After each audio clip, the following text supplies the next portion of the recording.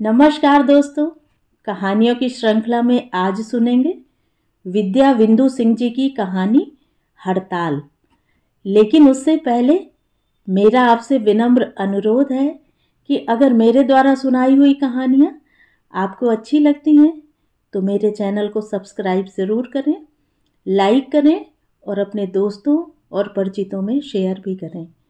Bell icon दबाना बिल्कुल भी ना भूलें। आज सुनिए हड़ताल। हड़ताल हड़ताल। समाचार पत्र किसी के हाथ में देखकर रवि हड़ताल के बारे में जानने को उत्सुक हो उठता। पहली तारीख बीत गई। हर नौकरी पेशा के लिए अनोखी तारीख, प्यारी तारीख। कितने काम इस महीने के लिए टले हैं और नियमित खर्चे तो अलग से। वेतन नहीं मिला, 4 दिन और बीत गए। पिछले महीने का लाया राशन समाप्त है, कल तक किसी तरह खिंच जाएगा। माँ को गांव से इलाज के लिए लाना है। नींद उचटती कहाँ से, आई ही नहीं। पत्नी हिला रही है, भोर की गाड़ी से गांव चले जाओ ना, माँ जी को लाना है। वह टुकुर टुकुर ताकता है। पत्नी कैसी अजनबी सी लग रही है। क्या वह जानती नहीं कि जेब में पैसे नहीं है? ये लो 50 रुपए, मैंने बचा के रखे थे, इससे किराया भाड़ा हो जाएगा। राशन और आलू घर से लेते आना। भाई से कहना 200 रुपए दे दें, काम चल जाएगा। शायद 10-15 दिनों में हड़ताल खत्म हो जाए। शायद ना, और शायद ना हो तब। और हाँ, क्या विश्वास है कि खत्म होने पर वेतन मिल ही जाएगा? पत्नी आंख दिखाती सी कहती है, तुम हर बात को ऊहापोह बनाए रखते हो, तब जो होगा देखा जाएगा। अभी तो समस्या सुलझाओ, वरना इन 50 रुपयों से कुछ भी नहीं कर पाओगे। अंगड़ाई लेकर वह उठता है, हाथ मुंह धोकर तैयार। गांव के बच्चों के लिए कुछ ले भी तो जाना पड़ेगा। अरे क्या हुआ नहीं ले जा सके तो? हर बार तो ले ही जाते हो। सभी जानते हैं हड़ताल की बात। गाड़ी में फेरी वालों को देखकर वह हिसाब लगाता है। यदि एक पैकेट ही ले लूं तो लौटते समय रिक्शे का पैसा नहीं रह जाएगा। माँ तो पैदल नहीं चल पाएगी। अच्छा, 5 रुपए की मूंगफली ले लूं, पर कैसा लगेगा इतने सारे बच्चों में 5 रुपए की मूंगफली लेकर पहुंचना? वह खुद ही हंस पड़ा इस विडंबनात्मक स्थिति पर। ट्रेन से उतरकर पैदल ही घर की पगडंडी पर चल पड़ा। यह पगडंडी हर बार उसे अतीत की ओर खींच ले जाती है। माँ की गोद में बिलखता शिशु, एक चपल बालक, एक अल्हड़ किशोर और फिर एक जवान कमाऊ पूत के रूप में कितनी बार इससे गुजरा है। यह पगडंडी कोई निशान नहीं रखती, फिर भी कितना इतिहास छिपाए है अपने भीतर, माँ की झुर्रियों की तरह। माँ जो अपने समूचेपन को बांट चुकी है, कितने कितने रूप देखे हैं उसने। वह जब भी इस पगडंडी पर पहुंचता है, माँ उसे बेहद याद आने लगती है। कब पहुंचूं उसके पास, यह बेसब्री उसे होती है। स्कूल से लौटना हो या बाजार से, माँ की प्रतीक्षा को बिछी आंखों की छाया इस पगडंडी में उसे दिखती। पहली बार जब वह नौकरी लगने पर आया, माँ को पूरे महीने का वेतन देने घर लौट रहा था।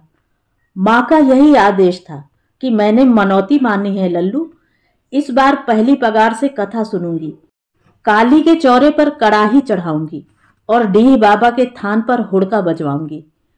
माँ ने मेरे खर्चे के लिए पूरा पैसा अपने पास से दे दिया था। वह कितना किलक रहा था।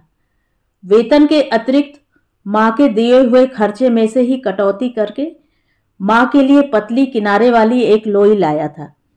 छोटी बहन के लिए सुआपंखी रंग की धोती लाया था। बहन ने कब से कह रखा था।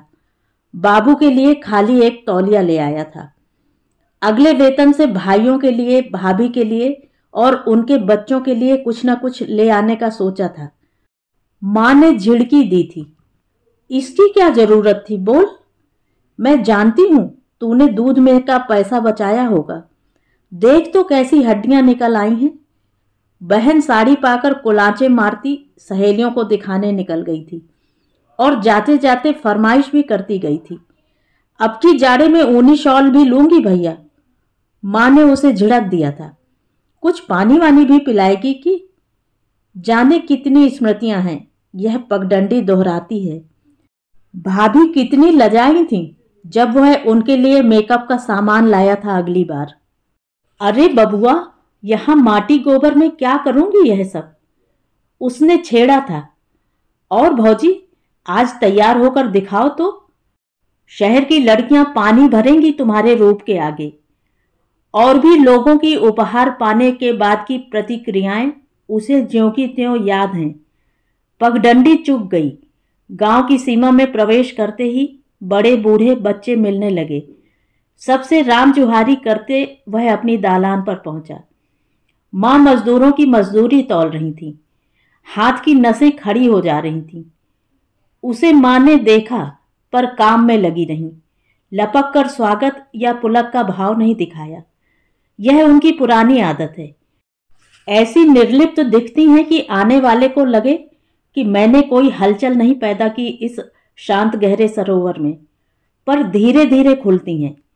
हाँ, यह बात और है कि सभी काम उनके लिए प्रमुख होते हैं। स्वागत का कार्य गौण। रवि को लगता है कि मां मशीन का एक पुर्जा होती जा रही हैं, या हो ही गई हैं बाबूजी के न रहने पर। बाबूजी की तरह ही निर्लिप्त भाव उनमें आ गया था। हाँ, खेती के काम में अभी तक उसी निष्ठा से पूरी प्राणवत्ता के साथ जुड़ी थी। उसने मां के चरण छुए। अकेले आए हो? कै दिन की छुट्टी है? कल जाना है, आपको लिवाने आया हूं। डॉक्टर ने बुलाया था ना इसी महीने, फिर से जांच के लिए। कैसी तबीयत है अब? ठीक ही है। पिता अब रहे नहीं, अन्यथा वह दालान से सटी कोठरी की ओर जाता। वह वहीं चारपाई पर बैठ गया। छोटे छोटे बच्चे टुकुर टुकुर ताक रहे थे। बड़े पैर छूकर भीतर खबर करने चले गए थे। रवि को लज्जा आ रही थी खाली हाथ आने के कारण। बच्चे धीरे धीरे छिटक गए। बड़े भाई भीतर कोठरी में लेटे हैं। दोनों छोटे भाई कहीं काम पर हैं। रवि के पैर कांपने लगे।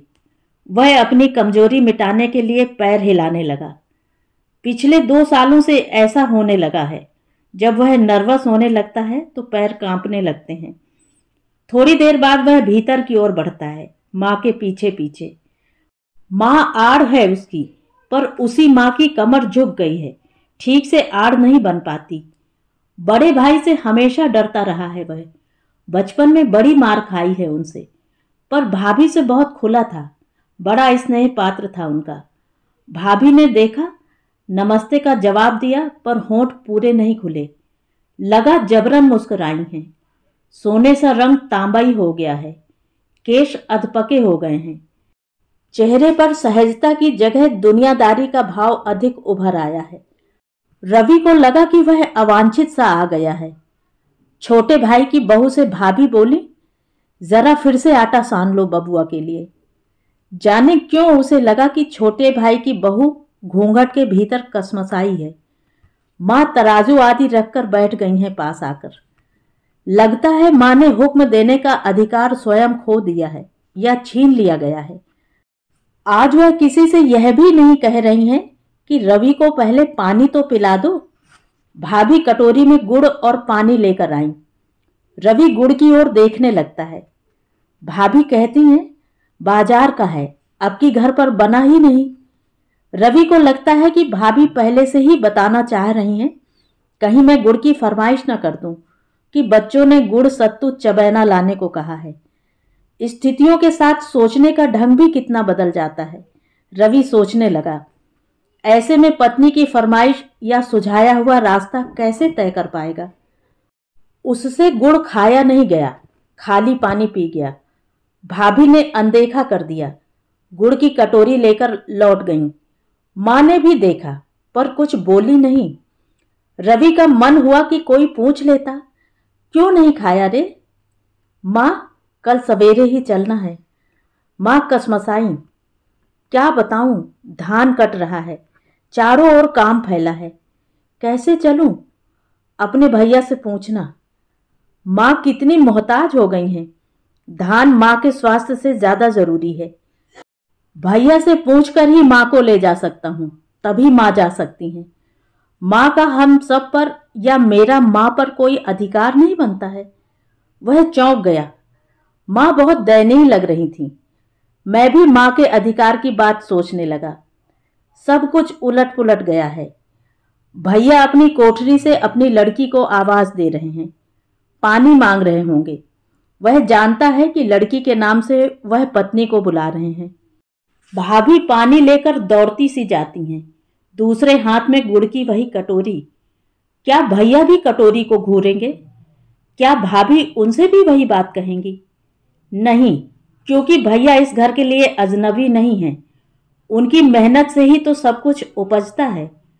वह सुनता है, भीतर बातें हो रही हैं। बातें चाहे जो हों, उसे लगता है कि उसी के बारे में हो रही हैं। माँ को ले जाने के संबंध में मेरे आने की बात। भैया बाहर निकलते हैं। गठा हुआ कसरती शरीर, उनके सामने वह अपनी काया और मन दोनों को निरीह पाता है। वह उनके पैर नहीं छूता। कभी बचपन में जब वह पैर छूता था, वे चलते जाते थे, खड़े ही नहीं होते थे। तब वह खिसियाकर लौट आता था। हमेशा की तरह वह उठकर खड़ा हो गया हाथ जोड़कर। कैसे आए हो? क्या छुट्टी थी? छुट्टी तो नहीं, हड़ताल चल रही है। कल सवेरे लौट जाऊंगा। वह हड़ताल की बात जानबूझकर बताना चाह रहा था, जिससे स्थिति का उन्हें आभास हो, वे बात को आगे बढ़ाएं। पर वे अनसुना कर बाहर निकलने लगे। उसने फिर टोका, माँ को डॉक्टर को दिखाना है। अभी तो पिछले महीने खेती के काम से फुर्सत थी, तब क्यों नहीं आए? मैं दौरे पर था। फिर माँ को इसी महीने डॉक्टर ने देखने के लिए कहा था। माँ से पूछ लो, जैसा उनकी समझ में आए। भाई बाहर निकल गए। माँ और रवि अकेले रह गए। दोनों की आंखों में प्रश्न चिन्ह था। माँ ही बोली, कैसे चलूं, तुम ही बताओ। छोटी भी पूरे दिन से है, जचकी के दिन करीब हैं। उससे बड़ी को मायके जाना है। बाहर की देखरेख कौन करेगा? रवि ने हथियार डाल दिए। माँ का ना जाना तो निश्चित ही हो गया, पर भाभी आती दिखी। भाभी से पूछ लेना भी उचित होगा। भाभी का उत्तर जो जानता था वही मिला। माँ स्वयं घर की बड़ी हैं, जो चाहें करें। और रवि को लगा, सचमुच माँ बड़ी होने का पूरा दायित्व तो निभा रही हैं। अब पत्नी का सुझाया हुआ रास्ता कैसे और किससे कहे वह? किराए में खर्च किए गए पैसे उसे खलने लगे। माँ लहसुन का गुच्छा लेकर बैठ गई थीं, काटने लगी थीं। पानी भरने वाला कहार आकर खड़ा था। वह कुछ अनाज उधार लेने आया था। माँ की मदद करने लगा। लहसुन की ओर देखकर बोला, मलकिन, ई भैया को देने के लिए छांट रही हो?